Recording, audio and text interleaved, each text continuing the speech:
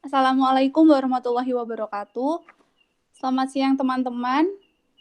Kami dari kelompok 5 akan membahas hasil diskusi kami mengenai industri pelapisan logam. Yang pertama mengenai latar belakang akan disampaikan oleh teman saya.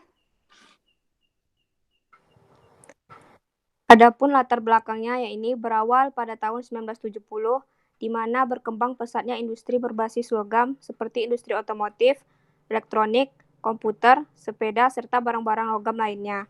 Namun beberapa industri perakitan tidak memiliki unit pelapisan logam sendiri, hingga terciptalah peluang industri jasa pelapisan logam, baik industri kecil maupun industri rumah tangga.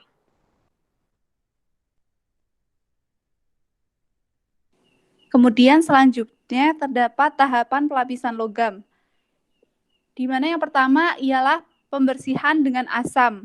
Bahannya HCl dan H2SO4.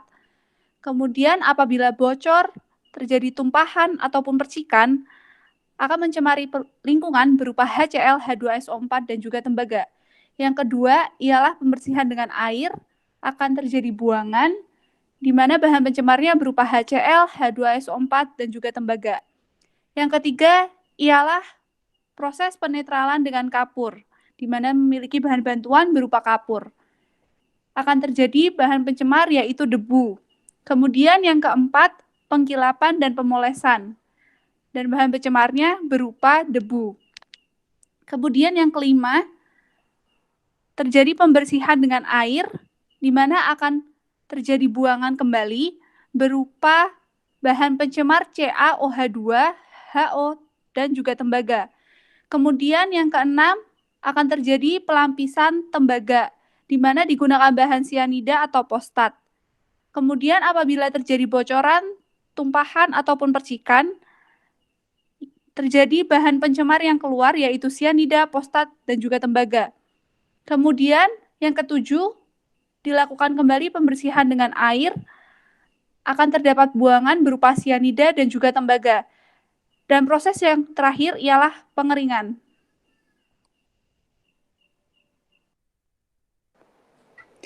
Selanjutnya, potensi bahaya xenobiotik secara langsung.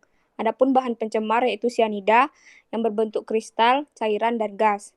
Bahayanya ketiga jenis ini sangat beracun dan mematikan. HCN masuk dalam tubuh manusia melalui lambung, paru-paru, kulit yang basah oleh kurit. Tembaga yang berbentuk kristal dan cairan. Bahayanya iritasi terhadap kulit, korosif, beberapa ppm dalam air membunuh lumut, sampai berpuluh gram tertelan dapat mematikan manusia. Asam sulfat berbentuk cairan, asam mineral kuat tak berwarna,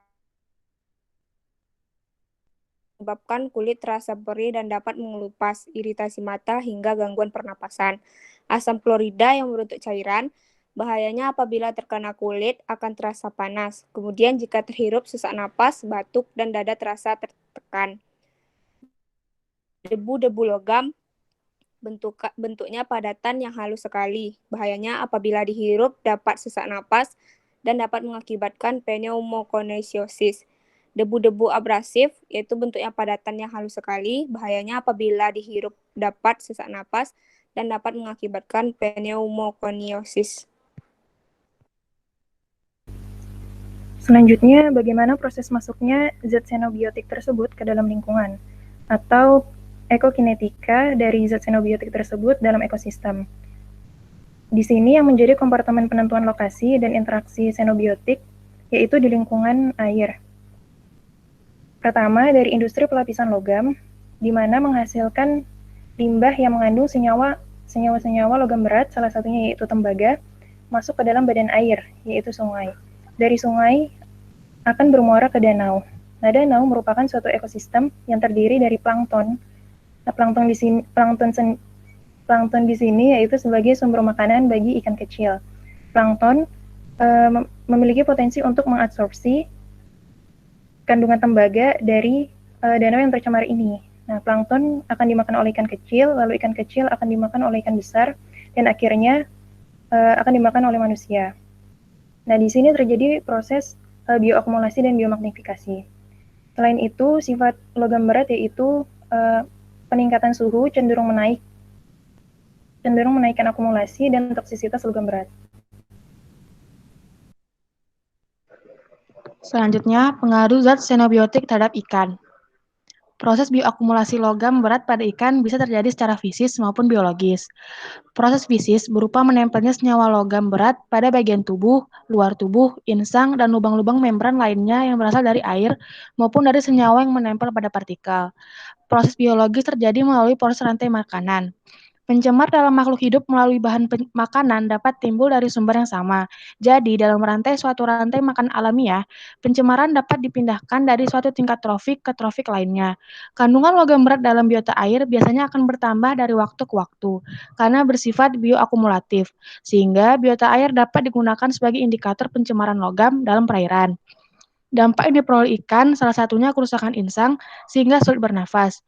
Ikan yang terpapar logam berat seperti tembaga akan cenderung mengalami kerusakan pada organ insang dan organ-organ yang berhubungan dengan insang, serta kerusakan mikroanatomi sampai ke nekrosis. Selanjutnya, pengaruh zat xenobiotik terhadap manusia. Manusia mengonsumsi ikan yang mengalami bioakumulasi logam, sehingga dampak yang terjadi pada manusia yakni terbentuknya lipid, peroksida, mengakibatkan kerusakan DNA, penisipisan sistem pertahanan sel antioksidan. Sedangkan pada hati dan ginjal, dengan adanya xenobiotik berupa tembaga menyebabkan kanker hati, gagal hati, dan sebagainya.